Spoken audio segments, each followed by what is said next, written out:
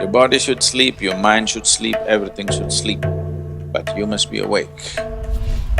Every day, you have free enlightenment when you go to sleep. But the problem is you're unconscious. You master your mortality if you just manage to stay awake when you slip into sleep.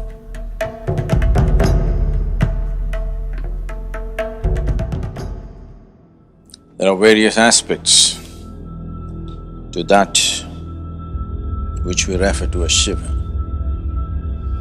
The boundless reality is referred to as Shiva. The greatest of the yogis has been referred to as Shiva.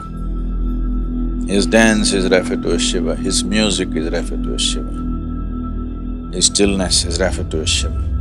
But of all this, he being a yogi is of the greatest importance in terms of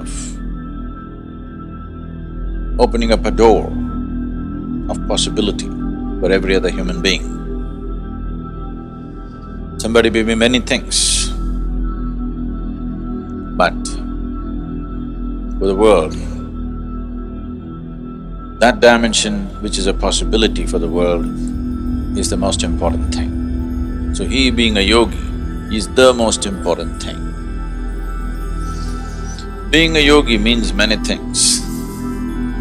One aspect of a yogi is that he sleeps in his wakefulness and is awake in his sleep. That this must be fully awake, but if you check the parameters of the body, it must be asleep. In sleep, everything should be asleep, but you must be awake. Your body should sleep, your mind should sleep, everything should sleep, but you must be awake.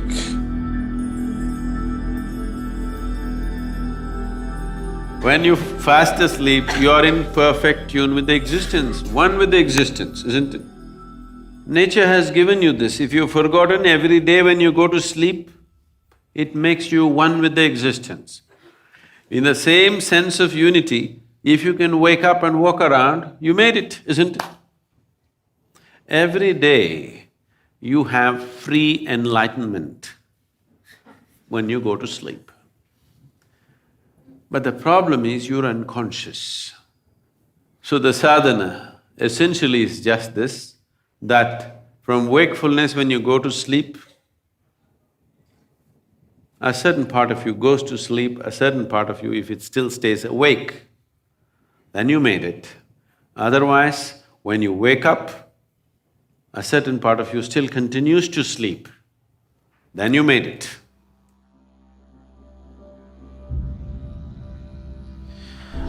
If you're awake and fast asleep at the same time, you're asleep and awake at the same time, this is called Turiya.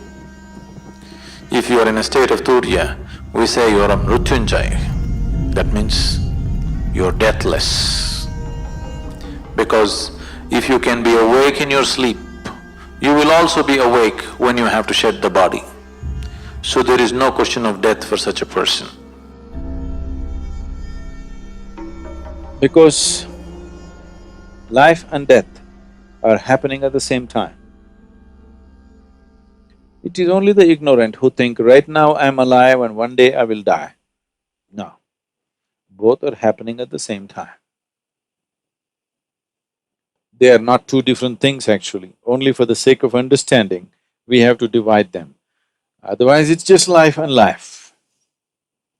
One dimension of life and another dimension of life. So this transition between… from one dimension of life to another becomes an easy doorway. Every day you have this doorway available to you, that is, between wakefulness and sleep is as good as life and death. If you know how to exploit this doorway, if you stay alert till that last moment, do you ever know when you actually slept off? You think you're there, but after some time, you don't know when you slept. If you can take yourself to that moment, It's as good as being conscious at the moment of death. You master your mortality if you just manage to stay awake when you slip into sleep. See, this is an opportunity for you.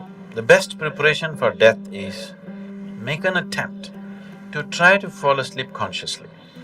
Instead of drifting away, if you shift from wakefulness to sleep consciously, death will become a play. So, the moment of sleep is a tremendous opportunity. If you sleep in a certain way, tomorrow morning when you wake up, you can be significantly one notch up. Every day you have this opportunity to practice death. If you can manage that moment, like, you can do this consciously, right? Just like that, from wakefulness to sleep. If you can do it that way, that's it, you're mrityunjaya, because there's no death for you.